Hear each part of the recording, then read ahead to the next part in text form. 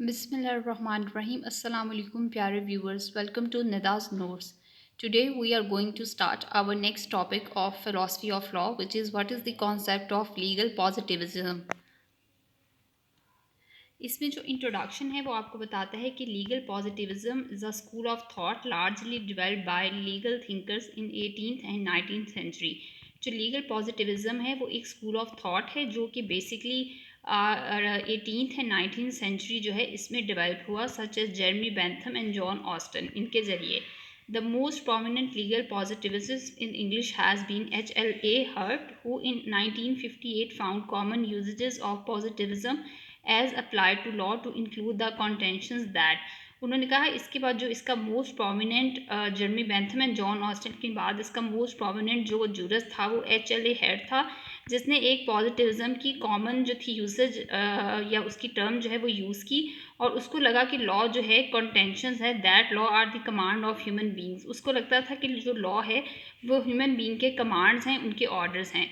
Historically legal positivism sits in opposition to natural laws. ये अगर देखा जाए हिस्टोरिकली तो जो लीगल पॉजिटिविज्म है ये इसके नेचुरल लॉ के ऑपोजिशन में बैठता है। थ्योरी ऑफ जूरिस्प्रूडेंस जो कि एक आपकी जूरिस्प्रूडेंस की थ्योरी है। The natural law jurists claim that there is a necessary connection between law and morality. जो आपके लीगल पॉजिटिविज्म हैं उनको लगता है कि मॉरलिटी का लॉ के साथ कोई भी ताल्लुक नहीं है, बट जो नेचुरल लॉ जूरिस्ट हैं वो कहते हैं कि लॉ और मॉरलिटी में डीप कनेक्शन है।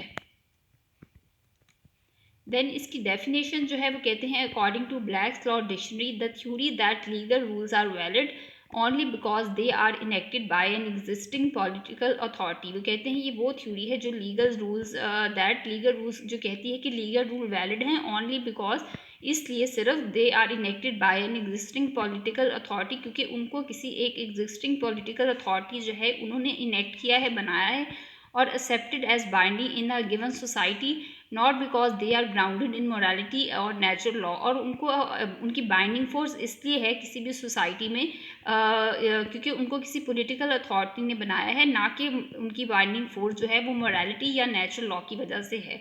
मतलब ब्लैक्स लॉ डिक्शनरी ने क्या कहा कि जो लॉज हैं वो पॉलिटिकल अथॉरिटी बनाती है और उनकी अथॉरिटी भी इसी वजह से है कि उनको किसी पॉलिटिकल अथॉरिटी ने किसी स्टेट में जो है बनाया है, ना कि इसलिए क्योंकि वो मोरालिटी या नेचुरल लॉ की वजह से उनकी अथॉरिटी है। देन अगर देखा जाए तो जो इसकी डेरिवेशन है लीगल पॉजिटिविज्म की, it derive from the Latin root positus which means to posit और firmly fix the existence of something, जिसका मतलब क्या है कि किसी चीज़ की भी एग्जिस्टेंस को मजबूत बनाना, उसको फर्म करना। Invention of the term positivism was invented by Auguste Comte, a French thinker। वो कहते हैं अगर देखा जाए तो इस टर्म की पॉजिटिविज्म जो है इसकी इन्वेंशन कहाँ से हुई इस टर्म की, तो ऑगस्टे कॉम्टे जो एक फ्रेंच थिंकर था उसने सबसे पहले ये जो टर्म है वो यूज़ की थी।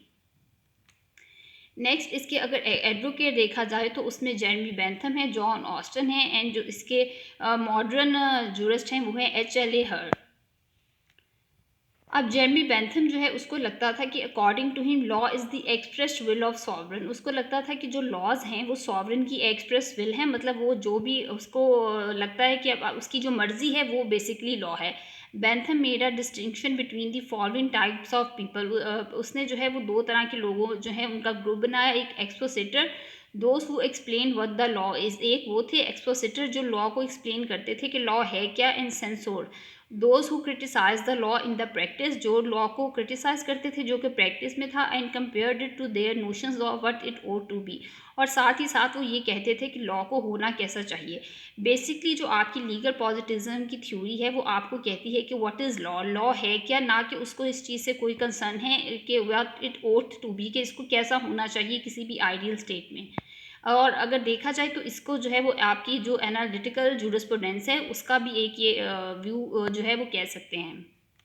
नेक्स्ट इसमें जॉन ऑस्टन है, इसका हमने पहले भी देखा हुआ है इम्पेरेटिव थ्योरी में। He embrace the conception of law as a sovereign command. उसको लगता था कि सॉवरन का कमांड है, whose authority is recognize by most member of the society, जिसको सोसाइटी के बहुत से मेंबर जो हैं वो रिकग्नाइज करते हैं। The authority is use by sanction, और उसकी पावर को किस तरह यूज़ किया जा सकता है, सेंक्शंस के ज़रिए।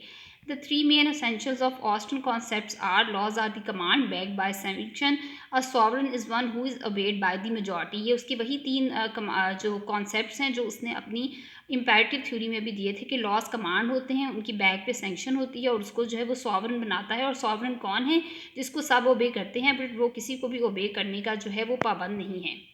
नेक्स्ट जो है इसमें HLA हर्ट वो कहता है कि he liked Austin command theory, उसको ऑस्टन की कमांड थ्योरी पसंद आई, but according to him it is failed in many aspects. But वो कहता है कि ये बहुत से एस्पेक्ट्स में फेल है। Distinction between primary and secondary legal rules such that a primary rule, उसने एक जो तरह से एक डिस्टिंक्शन बनाया प्राइमरी रूल्स में एंड सेकेंडरी लीगल रूल्स में। उसको लगा that a primary rule is for example criminal law, उसको लगा कि प्राइमरी लॉ जो है वो क्रिमिनल लॉ है दैट रेगुलेट्स कंडक्ट, जो हमारे कंडक्ट्स को रेगुलेट करता है, जैसे वो हमें बताता है कि हमने कोई भी क्राइम कमिट नहीं करना। And secondary rule provides method by which primary rules are recognized, और सेकेंडरी रूल्स कौन से हैं जिनके ज़रिए प्राइमरी रूल्स को रिकॉग्नाइज किया जाता है। फॉर एग्जांपल वो सैंक्शंस जिनके ज़रिए हम अपने रूल्स को जो है वो अप्लाई करवाते हैं। चेंज और जुडिशली अप्लाई, जो इनके ज़रिए रूल्स जो हैं वो रिकॉग्नाइज्ड होते हैं, चेंज होते हैं और जुडिशली अप्लाइड होते हैं। He identify 3 types of secondary rules, उसने जो सेकेंडरी रूल्स है उसकी 3 टाइप्स जो हैं वो बयान की: a rule of recognition, a rule of change, a rule of education. मतलब जो HLA हर्ट था उसने उसे क्या लगा, उसे लगा कि लीगल पॉजिटिज्म जो है वो 2 तरह के रूल्स पर बेस करता है, एक प्राइमरी रूल्स और दूसरा सेकेंडरी रूल्स।